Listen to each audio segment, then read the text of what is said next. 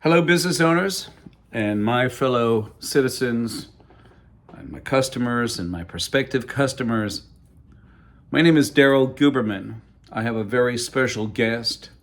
I will introduce myself a little bit more in depth when I bring him out here. I know you're looking at the sign behind me. It says, "Half a nut, fuck you, American National Standards Institute." In 2019, I had a chairman, Russ Chaney, who called me up and left me that voicemail. You'll hear it very shortly. He was a chairman, a leader of the organization. I know when I worked in corporate America, there were certain codes of conduct that I had to follow. Not to say words like that, sentence, "half a nut, fuck you," but to have a certain decorum, a certain way that you have to hold yourself, whether you were a sweeper on the floor or the senior chairman of the board. You have a certain decorum. In 2022 in June, I placed into nomination my name in a 54-page document for ANSI, the American National Standards Institute. I thought that it would be a wise decision for me, a twofold decision, in a fact of the matter that Russ Chaney said, "Half a nut, fuck you," and I was wondering if that is the mission statement. If it is truly the mission statement or the mantra that they may say when they all get together in a January, twice a year, biannually. If that is their mantra, then so be it.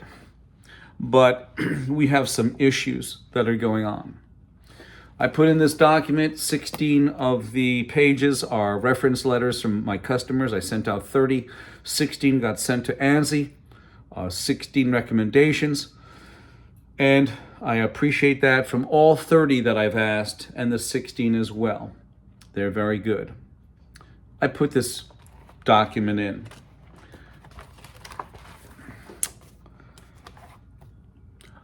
I had to answer a 9 questions that ANSI wanted to know what Daryl Guberman can do. What Daryl Guberman can do for ANSI. Well, I looked and I assessed the board. I've been assessing the board for almost 11 years that I've been in business. And I looked and I saw there was no representation for the small mom and pop shop. The meat and potatoes of larger corporations that sit on ANSI, like the United Technologies, Lockheed Martin, you have GE, you've got Boeing. They are the heart and soul of what keeps those companies running, because they make the smaller parts that fit into components that fit into the end product. The mom and pop shops are not recognized by ANSI. They're not represented also by ANSI. I can't say that they're not recognized, but they're not represented. I figured that I would go in and I would be able to represent that the small mom and pop shops, a 1, 2, 5, 20, 30, 100 person shop. So that this way we'd have an interface between a conduit between the small mom and pop shops and the OEMs. And mark my word, now that I've said that, ANSI will come up with some sort of thing. Watch. I figured that the knowledge that I have would benefit ANSI in this maneuver to get the small mom and pop shops representation. They don't have it. Only the corporations and federal agencies that sit on ANSI. In this document, we had Russ Chaney write a little blurb down below the questions. The committee appreciates your interest in serving in an ANSI leadership position and your willingness to provide us this additional information. Sincerely, Russ Chaney, Chair of the ANSI 2022 Nominating Committee. And I'm going to bring the gentleman out that we have in the representation of the Department of Transportation, Peter Buttigieg, and here he is. Here's Peter. Peter, thank you so kindly for coming in today.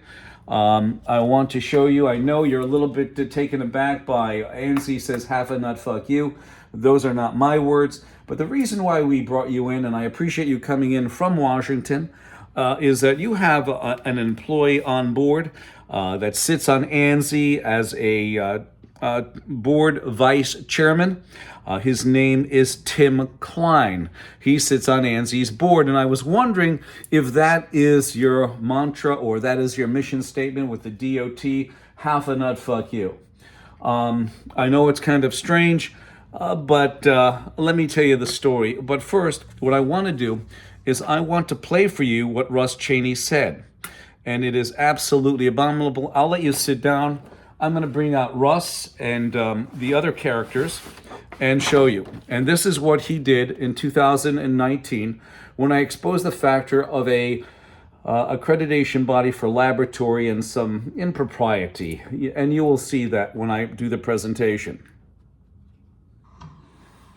This is Russ Chaney. Please leave a message and I'll return your call as soon as possible.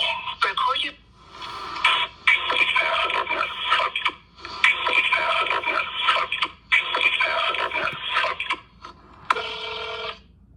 Yes, he did say that, Pete, if you heard him correctly. The worst problem is that in 2019, when he called me up and left that message, he was the chairman.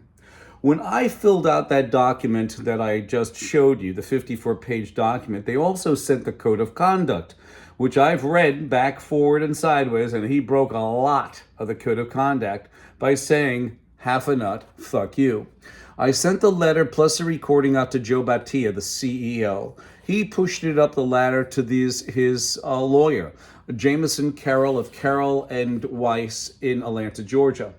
He stated, the attorney did, that after analysis, we were unable to identify any harassing or objectionable content in the brief audio file provided. And what I will do again is play it for you. This is Russ Chaney. Please leave a message and I'll return your call as soon as possible. Record you.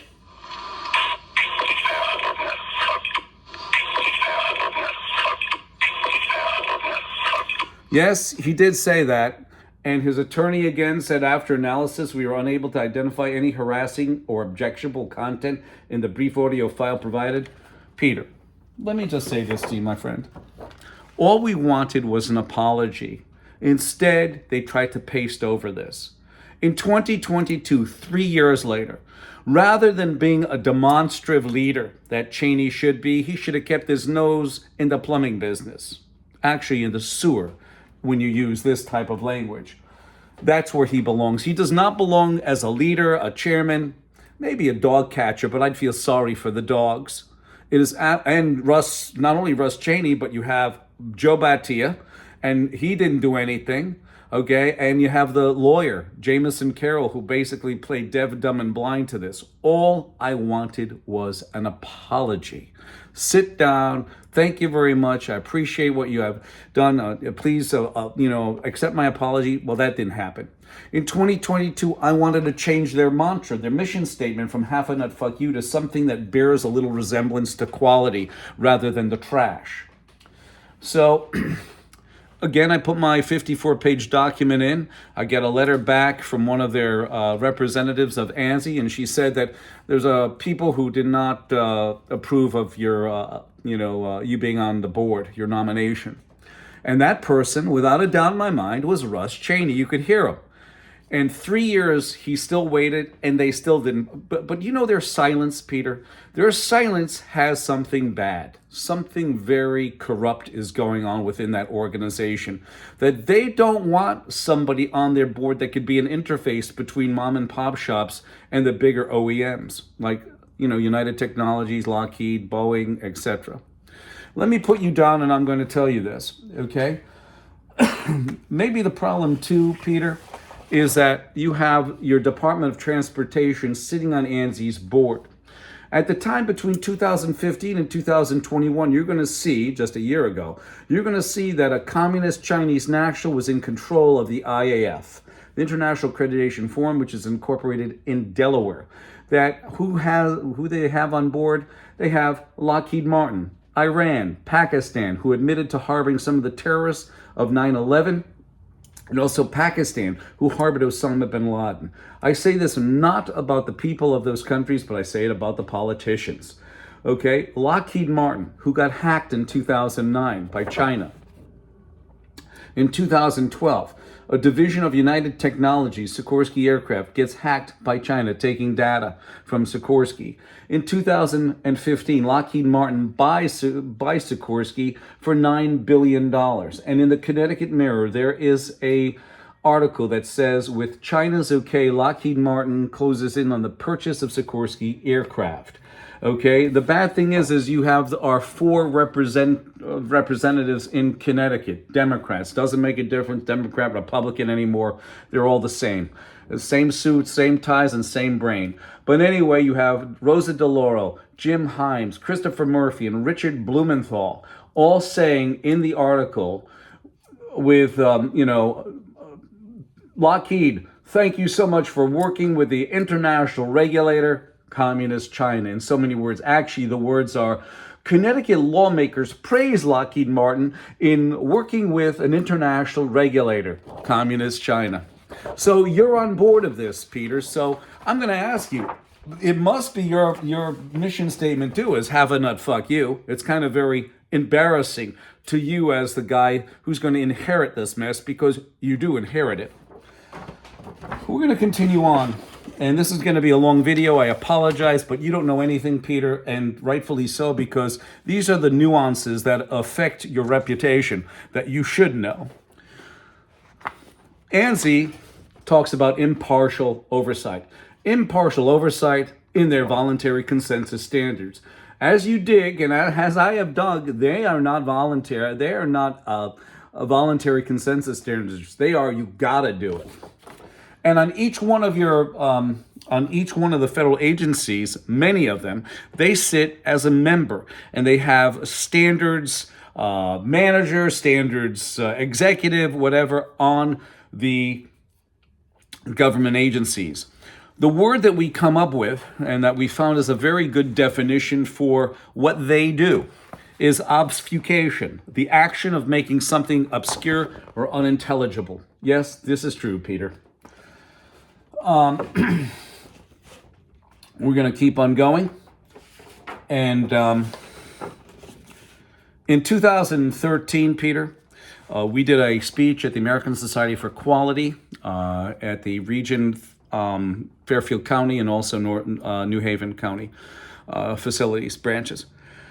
And there was a gentleman there, Mr. David Levy, who was the Region 3 director of the ASQ, so he had some weight behind him. At the time, the ASQ owned ANAB, the American National Crediting Board, 50%. And this is what he said. He said, there is no restriction on you doing business unaccredited or accredited, and as I said before, ANAB has no problem with what you're doing. In fact, we support you, sir. So, Peter, would you call that at least 50% approval? Thumbs up? I would. The next one is Randy Dodry. At the time, Randy was the vice president of ANAB. This is the other component. He was the vice president of ANAB, the chairman of the IAF, and he also sat on the IAF Tax Form 990 as the principal. He invited us to join. You can either join ANAB or IAF or both. Now, this was in 2016, Peter. So it's getting a little bit sticky here in the fact that, remember, Randy, and you will see it coming up, Randy actually handed over leadership of the IAF, the International Accreditation Forum, where you have ANSI and ANAB sit, and you have Lockheed, and you have Pakistan and Iran, which are considered equivalent in accreditation to ANAB because they are an IAF MLA, which is an International Accreditation Forum multilateral agreement organization. And Randy said that in a letter to us. So you have all of that. This is what Randy said. This is the other 50%. Now you have Dave Levy, 2013, saying we have no problem with what you're doing, Mr. Guberman. In fact, we support you, sir. And then Randy says, but we recognize and accept. Recognize and accept means that they accepted us 50% and 50%. We have 100% acceptance from the bodies that be. That's ANSI and ASQ and also ANAB, because Randy, as you know, is a representative of ANAB. But we recognize and accept that there are conformity assessment bodies, registrars, and accreditation bodies, such as your body, registrar, and your accreditation body, that are not part of the IAF and ILAC structure. We dug some more, Pete, and we found out that ANSI-ANAB are underwriters for the International Laboratory Accreditation Cooperation and also the IAF Incorporated in Delaware. An underwriter, for those people who don't know out there, an underwriter is any party that evaluates and assumes another party's risk for a fee. Now we're going to get into this. And ladies and gentlemen, I've gotten a lot of feedback on this. You wanted me to break it down more and more, and I think we've broken it down. That's why it's 20 minutes. That's why it's 15 minutes. If you want to see the degradation of quality under Russ Chaney's leadership, half a nut fuck you. I think subliminally he was trying to tell us about their quality, Peter. Because if you look at Boeing, Boeing sits on ANSI. You look at Lockheed, they sit on ANSI. Boeing sits on ANSI right over by the FAA, who seceded inspection to that, meaning that they could design, develop, build, and flight worthiness on the 737 MAX. On top of it, they have issues with their Boeing 777 and 787 quality issues. In 2002, Boeing did a procurement procedure that was sent out to their, or notification sent out to their suppliers, and they basically said that if your organization is AS9100 certified, then we really don't have to. AS9100 is for aerospace. It's an ISO standard. AS9100 is for aerospace. And it stated that if you are AS9100, we really don't have to send in any more source inspectors to look at your facilities. They take a paper as a viable form of quality integrity. That's where the failure comes in. It really does. So that's one thing. And then you find out along the way that within their procedures for supplier portal procedures for Boeing, it states that third-party registrars should be ANSI, ANAB, or internationally equivalent. And you find out, Peter, as I told you, sitting on the IAF is Pakistan and Iran, and they are both IAF MLAs, which are equivalent in accreditation to an ANAB accreditation, as Randy said in an email to us, and I've showed you that. It'll be down in other videos. You can find it. I don't want to rehash this stuff. It's going to be even a longer video. You also have the factor that Boeing sits on not only ANSI's board by the FAA, by the DOT, your organization, your federal agency, FBI, FTC, etc., but they also sit on ANAB's two boards, one of the board of directors and the other is a board of management, which the board of management, they can grant, suspend, and withdraw certification. Well, what the hell happened with the 737 MAX or 777 or 787?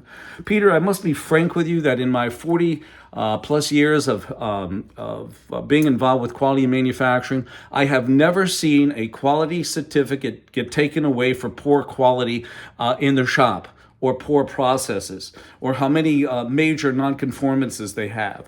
I have seen them get their certificate taken away for lack of payment. Now we continue. You have ANSI, the American National Standards Institute, is a private, non-governmental entity. It is a corporation that has both federal agencies and corporations on board. This is going to be a long flow chart. I apologize, but you have to go through this. In 2015, Randy Doherty was the vice president of ANAB, the chairman of the IF, and also sat as a principal on the IF tax form, and it's the International Accreditation Form is incorporated in Delaware. He handed over leadership to Zhao Jinwu, who's been involved with our quality since 1994, Peter, since 1994. He is also the chairman of the China National Accreditation Services, which certified the suspect lab in Wuhan, China. And you will find out, and this is one of the reasons why Russ Chaney called me up and left half a nut fuck you. We exposed this factor of ISO 17025 being not a good certification. It's not a quality-bearing cert. And you'll hear that directly from Pamela Sale, who at the time was the vice president of ANAB, ANSI-ANAB, and their laboratory accreditation. You'll hear that directly as to why the suspect release of the COVID came from Wuhan, because they have variances from lab to lab. Also, Zhao Jinwu is mandated by his country of origin, Communist China, to take your data through the China National Accreditation. China National Intelligence Law, Article number 7. You have ANSI and ANAB that took over. ANSI took over ANAB in 2018, and you have federal agencies and corporations. Now we move up to 2017.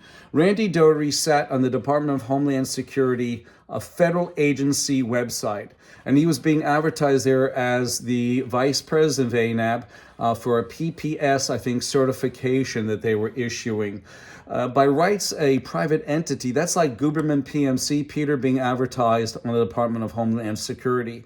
Our feeling is because a guy, Tim Matheson, I think it is, was sitting on ANSI's board, getting paid from ANSI, at that time a royalty payment, and then they changed it to various, which means who the hell knows.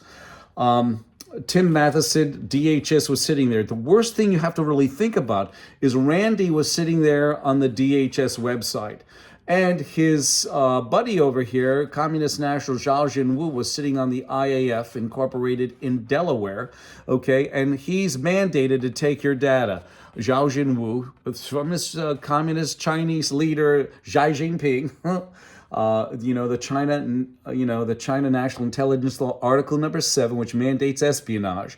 So you have a little tiny symbiotic relationship here. By the way, the DHS, along with your organization, the DOT, Department of Transportation, and the FBI, and the FTC, and the DOJ, FDA, FAA, they all got their information, CDC, NIH, they all got their information taken by China. Is that telling you anything, Peter?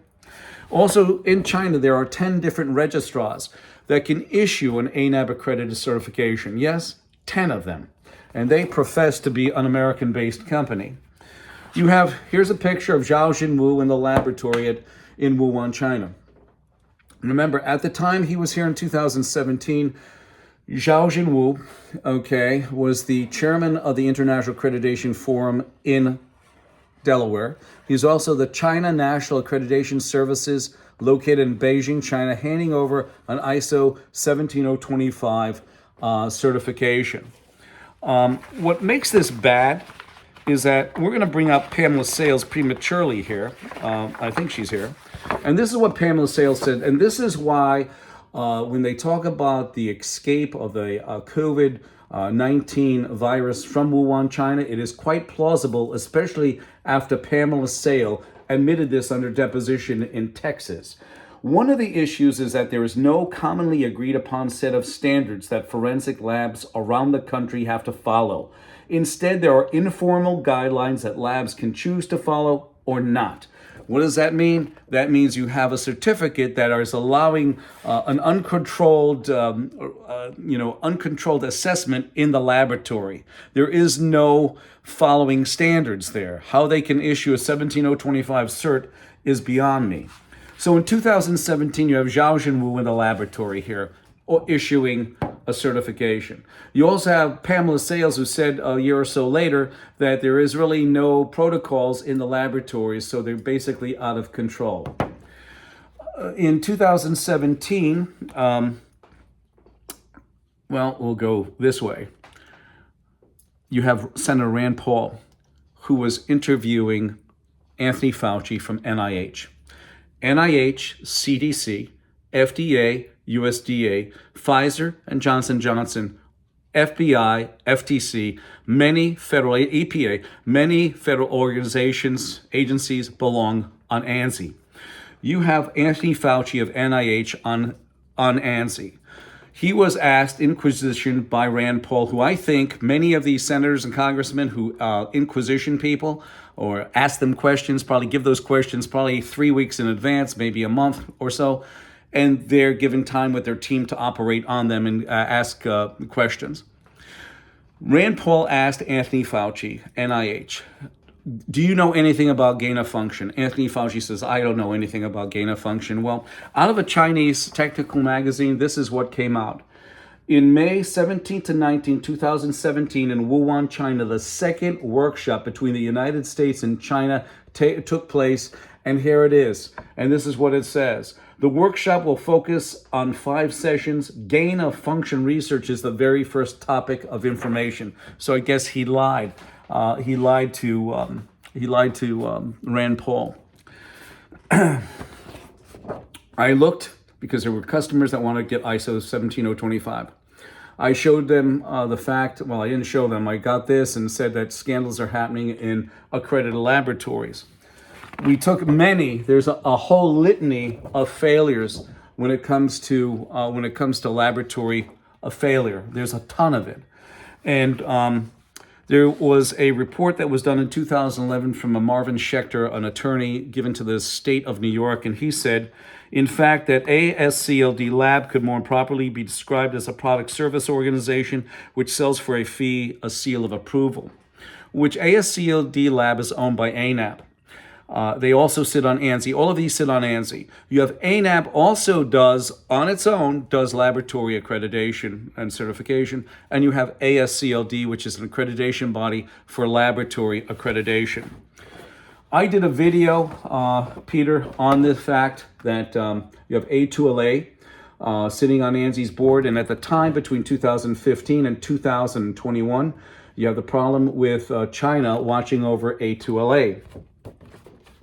There was a lady from A2LA, Ashley Morton, who wrote underneath our video that we did, and she said, A2LA does not sit on ANSI. They are both American accreditation bodies with equal standing.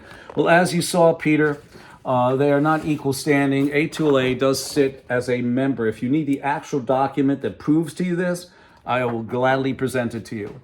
And then we have Russ Chaney. Russ Chaney called us out of the blue. We didn't know who he was at the time. I guess she complained to him. This is wrong. I don't know. Because most of the equality people out there have no clue about what they're involved with or what they're doing. They just collect a paycheck. I hate to say that, ladies and gentlemen, but I've seen over the years, that's my experience. It's not a world experience, but the quality people that I've dealt with inside the different states that I've worked in since 2011, since I opened my business. I see that. The problem is that larger corporations, the first ones to go are quality people, and that's a shame. But Peter, let me just finish this off, make this video, try to shorten it up. But here you go. You have Russ Chaney, 2019 chairman. And again, I emphatically state this, Peter, that I, in corporate America, at least once a year, went for training in code of conduct, proper code of conduct. Would you call this proper code of conduct for ANSI? As I showed you, you have Pfizer and Johnson & Johnson, who both sit on ANSI's board. They sit right over by the FDA, USDA, FTC, FBI, but regardless, Pfizer skipped quality processes and standards and produced the COVID vaccine. They had to recall it because of contamination, 15 million vials. You have Pfizer who had to recall, not Pfizer, but you have Johnson & Johnson who recalled 60 million vials for contamination. They also skipped quality processes. So you have Pfizer and Johnson & Johnson who skipped quality processes. One, Pfizer, 15 million vials, contaminants, and Johnson & Johnson, contamination, 60 million. So Peter, this may mean that Russ Chaney was talking about the application of quality because also Boeing got caught fudging documentation, building aircraft. On top of that, their steel supplier, Kobe Steel, also got caught fudging documentation. So I'm going to say this. Do you approve and condone of this language that they use for a mission statement? Have a nut, fuck you. Does Mr. Tim Klein, is he part of this? Because when he sits on the board, you know what that means. Here goes the old statement, birds of a feather flock together. And I'm going to close it there, Peter, because you need to know what you're involved with. All I wanted was an apology. I tried to apply for them in 2022, in June, and they refused because of Russ Chaney being the nominating chairman. And once again, I will play this one more time for you, Peter, so that you can hear this. And do you condone this? Russ Chaney, please leave a message and I'll return your call as soon as possible. Record your...